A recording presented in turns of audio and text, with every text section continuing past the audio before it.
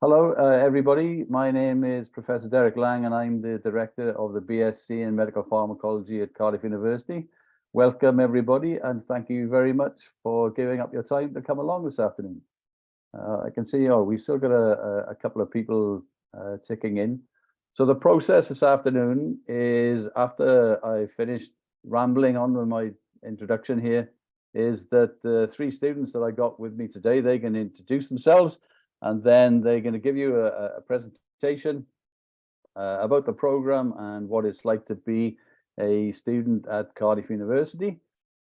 If you have any questions, please put the questions in the Q&A.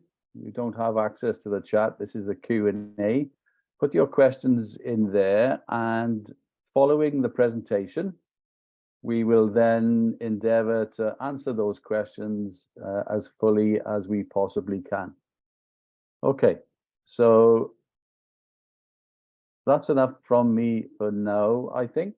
So what I'll do is I'll hand you over to our three. So we've got two final year students and a second year student, and I will let them introduce themselves. Who wants to go first? Finney, do you want to go first? And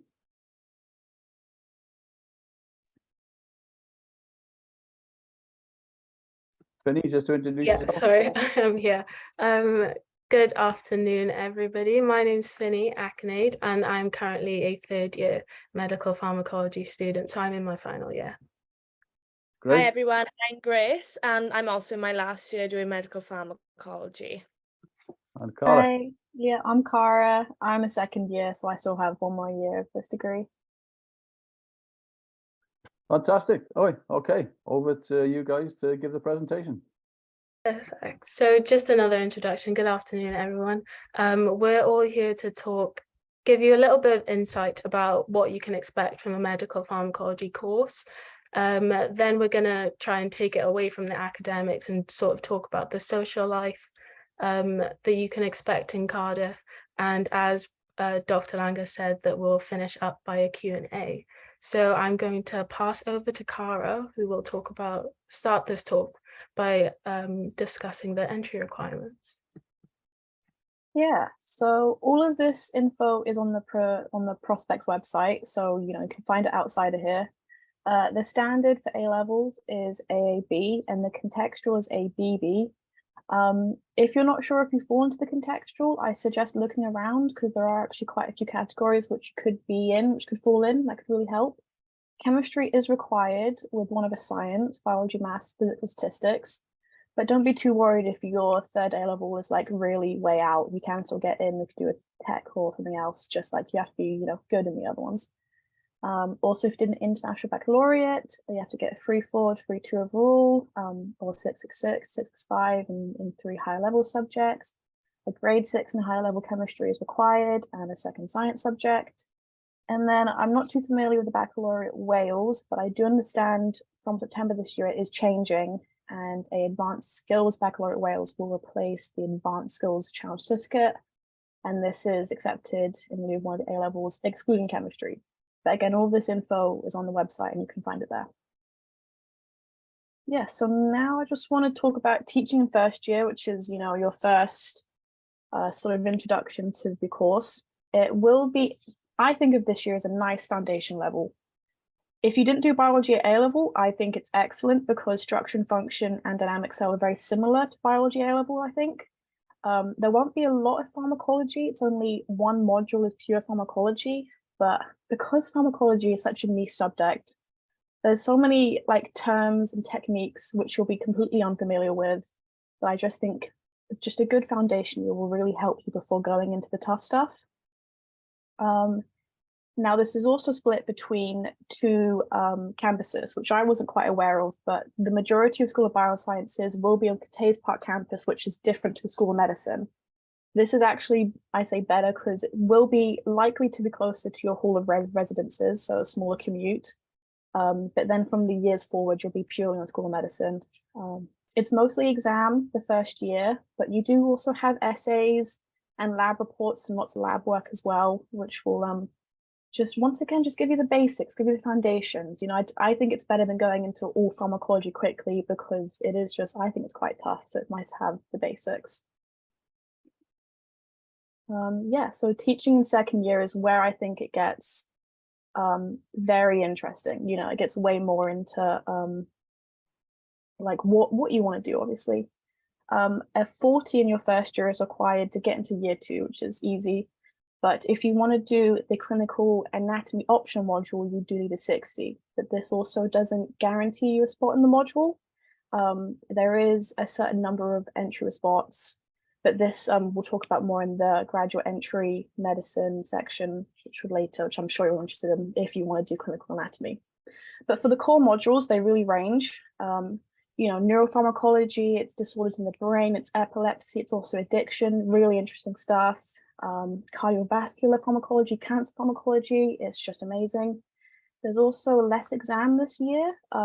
There are still exams you need to be aware of, but it's a lot more coursework. If you're not a big exam person, application of in vitro is pure coursework, and it's all lab work as well, which is really good if you obviously like that. There's a new module starting this year, which hasn't uploaded on the Prospects website yet, I don't think, which you may not know about.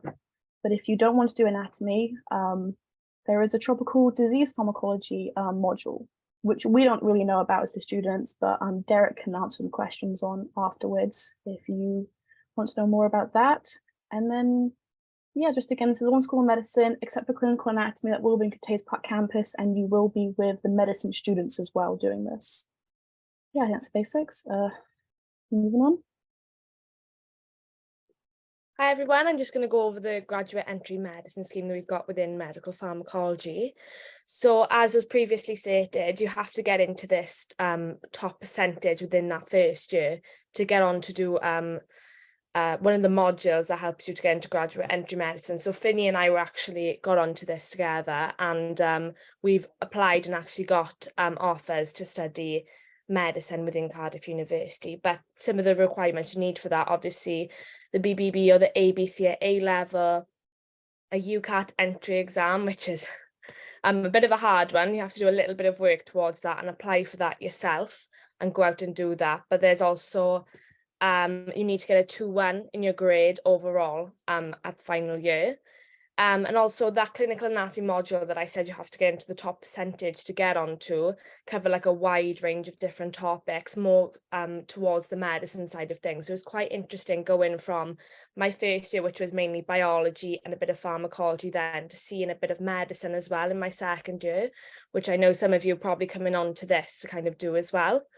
And the teaching style throughout this was like lectures, well, because of obviously it was COVID at the time that we were doing it.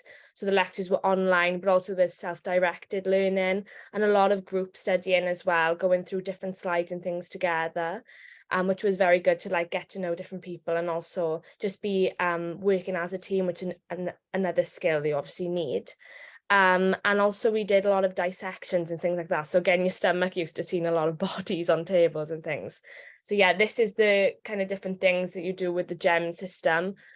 And if you want to go on to the next slide.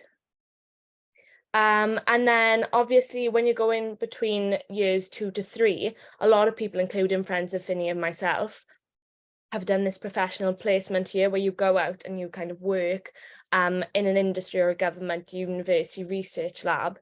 And it's just an amazing opportunity for you to not only work with other people, get to know what working in a lab is like and things like that, but also build upon your own learning and things. So coming forward then to do your final year, it is giving you a little bit of an advantage if you are thinking maybe the medicine route isn't for you and you would actually like to pursue something to do with pharmacology and to do with the pharmaceutical industry itself.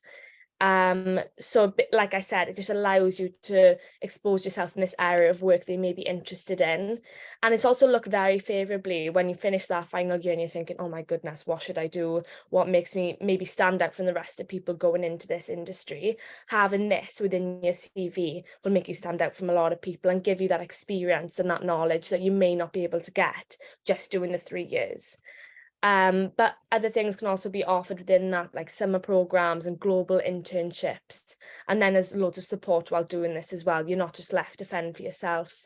There's a lot of opportunities you're given and that you can apply for. And the lectures really help you through that as well. Right, so I'm just going to cover the teaching in year 3. So as you've gone from years 1 to 2 and potentially with your placement year, you're kind of building all of your skills needed to be into a scientist or just into the professional world. And I think teaching in year 3 really like helps solidify all the skills that you have. So there are 8 core modules that are each with 10 credits, and they range from analyzing the literature. So obviously, as a scientist, you not only need to produce your own work, but help critique others and your colleagues to further advance the knowledge of science out there. So being able to critically appraise an article, see what went wrong, see how you can develop on that is a useful skill to have.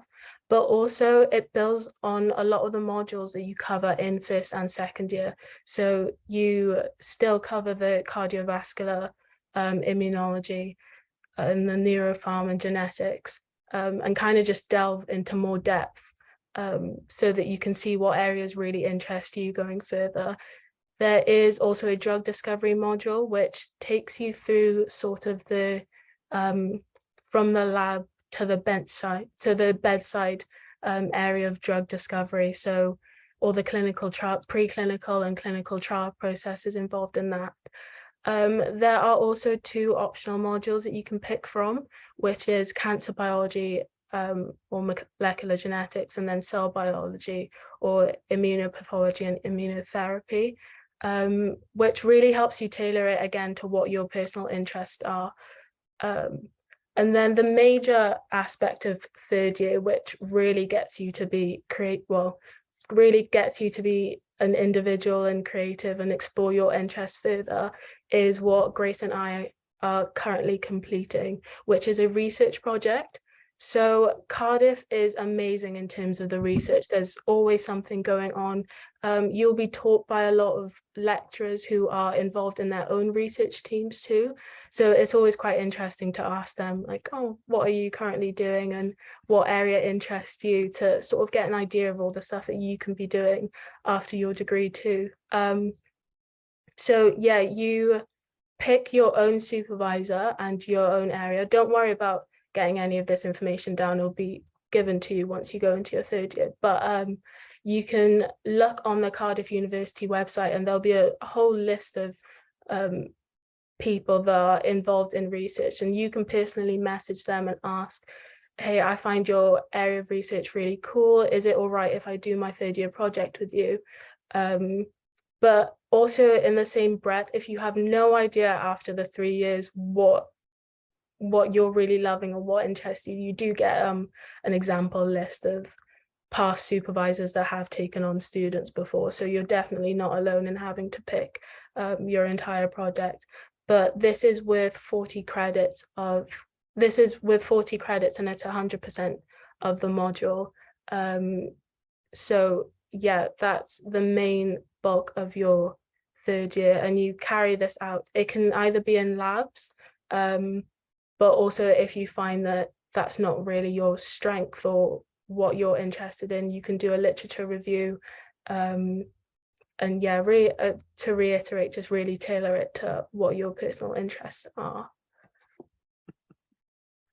And then to just go on and talk about student life. So Cardiff is really diverse in terms of ethnicities, ages, all sorts. You'll meet people from all over the country. So, and it can be quite daunting having to move to a different, with some of you having to move to a different area. So once you get your offer, there's this like massive Facebook group chat that you can, oh, sorry, you do already have your offers. Once you can look on Facebook for a group chat. I think it should be Offer Holders 2023 or something like that.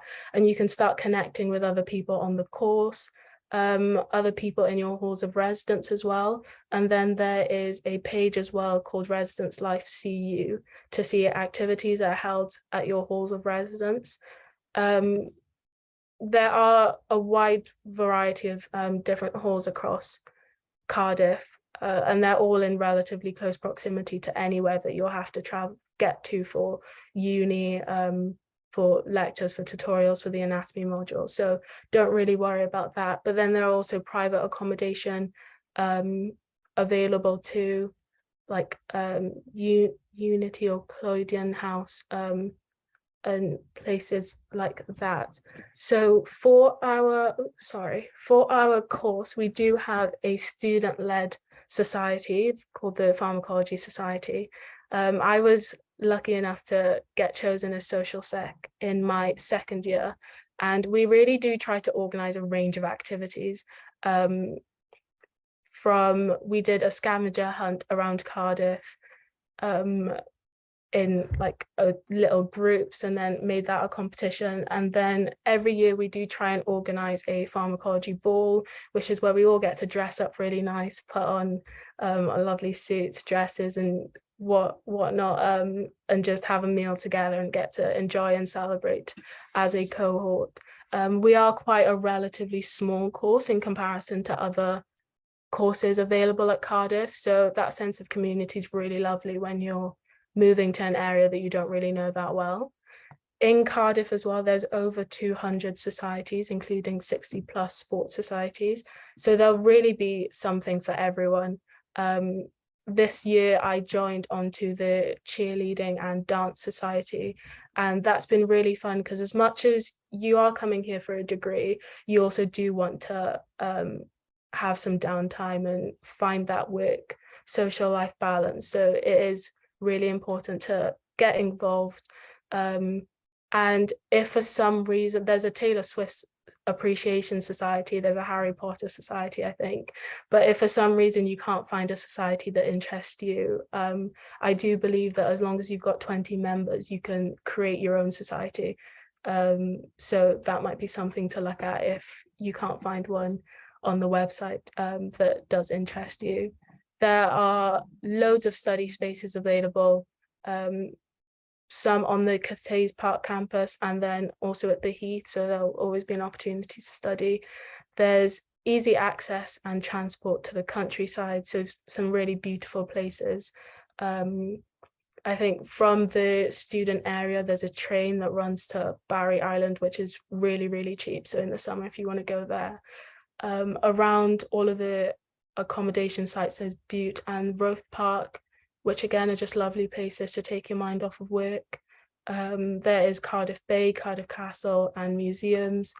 Plenty of shops and restaurants in the city centre, and there is a great student nightlife here. I think I saw an article recently about how Cardiff is one of the cheapest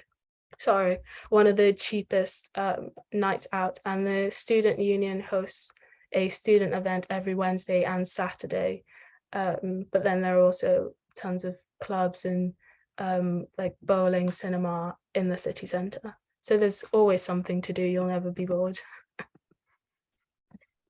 I'm going to talk about prospective careers. So if you're anything like me, you're constantly thinking about what is going to come after this, even though you have got 3 years ahead of you. And when I first joined on to this course, that was one of the main questions: what can I do after this and what will I go into? And obviously you can get advice and everything from careers advice and student future careers. And I'm sure that actually with careers advice, you can contact them for a while after you finish your degree as well, if you have any queries or things like that. But when I first came into the degree, the first thing I did was kind of search online, like, what can I do after this? But you've got to think to yourself, this degree gives you so many different opportunities. Like we previously said, the GEM program, and being able to work in the labs. Like this year's research project for myself has really just showed me my skills and what I would like to do in the future. So just this degree as a whole kind of lines you up for a range of different kind of jobs. I know when I first came into it, obviously I said that I've got on now to do medicine. However, that wasn't my initial plan. I was thinking of doing patent attorney, so kind of working alongside pharmaceuticals and law, things like that. So there's a range of things you can do. Don't just think it's narrowed down to this one thing because you're doing a degree just on pharmaceuticals. But like is said here, so the graduate careers, you could do researching, you could do development, and obviously you can always take your studying a step further to do a PhD or a master's. And then other prospects like Finny and myself have now been offered to do medicine. We've got friends who've gone in to do dentistry, veterinary science, obviously. Like I said, my other plan, law, or even teaching. But what the main thing of this degree is giving you those skills, giving you that confidence. One thing that I don't know whether we've said, but you do a lot of presentations within this degree as well. So being in front of people. Myself, I've spoken a lot of times in front of a large group of people, but for some people coming into this course, doing that can be a quite daunting experience. So even doing that and exposing yourself to those kinds of things is another skill that you can have to maybe put on your CV or just to build upon that as a person. So it's so beneficial going into the future, and just don't think that this narrowed down into one thing. There's a wide range of job opportunities for you after these 3 years.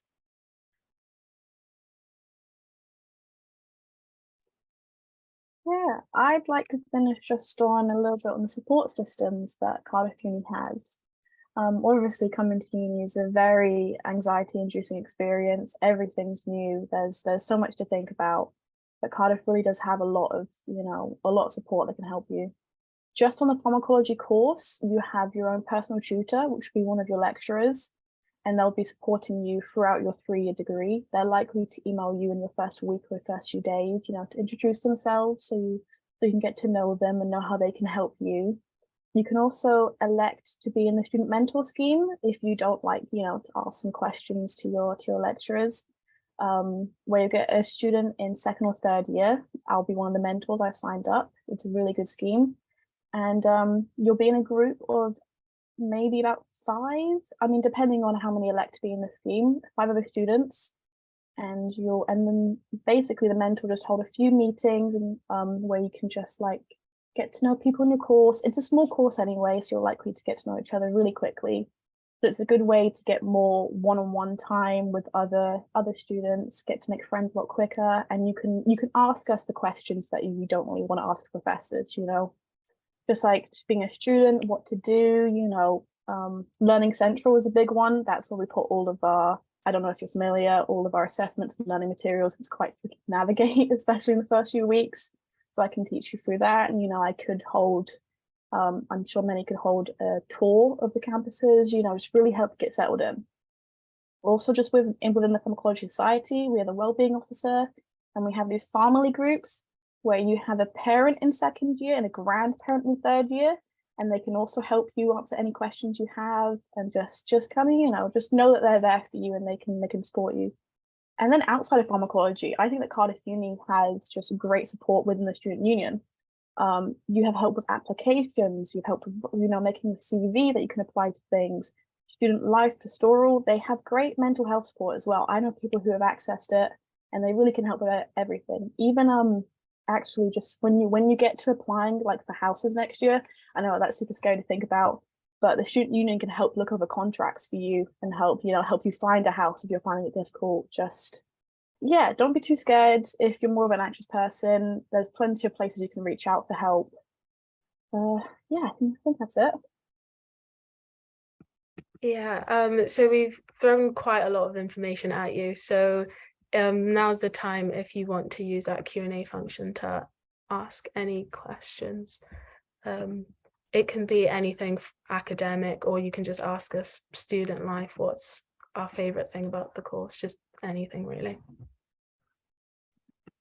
Okay, thank you very much for your presentation. Did a great job there. If you want to stop sharing your screen, Finny, please. Okay, so if you would now like to stick any questions you have in the Q&A. Okay, so the first question is there a UCAT cutoff? So for you don't have to do UCAT to come on the pharmacology program. The UCAT is for the medicine program. So Cardiff doesn't have a cutoff as such for that UCAT. The UCAT is used in another way to distinguish, if there's only 10 places left available and there's 50 places, 50 people that could get on it, they might use the UCAT score as a definitive measure there.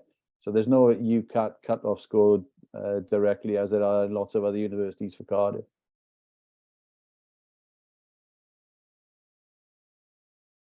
So the other question is, are you guaranteed an interview for postgrad medicine if you get a 2-1? Well, it's a difficult one to answer because you get the interview before you get your 2-1. So you're not absolutely guaranteed an interview for medicine, but everybody on our program that has applied for medicine has got an interview. So you can read into that what you like. So I can't say 100% you're guaranteed, but you pretty much are guaranteed. So if you get an interview and then you get an offer, your offer will be based on you getting a 2-1. Okay, so there's the next question I can see is the best thing about the course. So one of you guys want to pick that up? Personally, for myself, if I'm thinking about things that I've learned, I'm quite interested in neuropharmacology and things like that. So I think the lectures based around the brain and learning how we work and things like that, like with our even mental health, learning about depression, anxiety and things, that's been very, very interesting to me. And another thing as well, like we previously said, the size of the cohort and having your personal tutors so close at hand really alleviates that sense of anxiety around university. Because obviously when you're first coming in, writing an essay, which you would have written in school, and writing one in university are two completely different things. You've got to know how to cite and you've got to have a little bit of guidance to do it. So having someone so close at hand is very, very helpful in that process. I don't know if there's anything anyone else wants to Any say. other comments on that? Yeah, I just wanted to say that I think for me, my best thing was, I always tell this story, as a child, I was really sort of curious and questioned a lot. And obviously when you get ill and your parents tells you to take a paracetamol, I'd always look at that and be like, how is this making me any better? Like this tiny tablet, what's going on in there that's that I feel relief within an hour or so. And I think having done this course, it's just taught you the breadth of things that you can target within the body, and it sort of answered my questions from a younger age. Like obviously you will get to find out, but you can target so many things: receptors, enzymes, chemicals, just to name a few. And I think getting to tap into that creative brain, because obviously not everything currently has a cure, and it does require a lot of creativity to think, right, okay, this is what would normally happen, this is what's happening for someone in a disease state, how can we manipulate, or is there any pathway that we can kind of change or tweak a little bit so that they can get better. And I think that's really been my favorite part of the course. There are some assignments that you do that do require that sort of creative thinking, which I've thoroughly enjoyed getting to do. So yeah. Also, I think, sorry to go Yeah, down. no. Like going from, if you're thinking of going into medicine as well, having this base understanding, especially so this year we've learned a lot about differences in genes and how that can affect different medications. If you're prescribing something to someone and it's not working or things, you can think back to this previous knowledge that you have. I know so many people who've gone into medicine and they say that having this foundation knowledge of drugs at a deeper level is just so beneficial. So for those of you thinking about going on to do that. Yeah, Okay, I might just add, wait, sorry, there's one more thing. I thought quite basic. I love the lab work of this course. And I think in second year, I've really come into it. I just did application in vitro. You test drugs on sections of rat ileum, which I didn't think was a part of the course, but I've really enjoyed it. And it really is really practical. It's not all just like theory. You can, yeah. It also helps to know as well. So like you said, you've enjoyed those sorts of things, whereas it's kind of solidified for me, whereas that's not what I enjoy as much to do. So going further then in my education, and if I wasn't going into medicine, that's what I could look at then as well. So it gives you an understanding of what you like to do as a person. Brilliant. There's obviously lots that you'd like to do. That's good. Okay, so the next question was, is it hard to adjust from A levels to university life? Cara, you're closest to that amongst the group. So I am the most recent. I however was in the COVID year, so my A levels were cut off and I did have to redo them. But The first year, I think that it's way more like A levels because there's so many lectures, it's so much teaching. It isn't as independent based. I think when you get into year 2, it is a lot more. Yeah, I will warn you, the first year bioscience really gives you a lot of lectures. You're in there every day for multiple hours. I have to say, it is a lot more full on than other courses and other people you'll meet when they say, you know, they're in like 3 times a week. You will be in like at least 8-9 times a week for like hour lectures or more. But I think that almost gives you an easier transition because A level, you know, you had a few free periods. This time, it doesn't let you slack off. I'll say that. It keeps you motivated. It keeps you going. It doesn't let you just like, yeah, you know, I can just relax. You know, uni is really easy. I can just go home and do my lectures from home. Nah, you got to be in there, which I think is better and keeps you motivated. Keeps you on track. I do think as well, going back to my first year, which was a long time ago now, for people who maybe haven't done the chemistry and the biology, you do go into it in the same kind of amount of detail.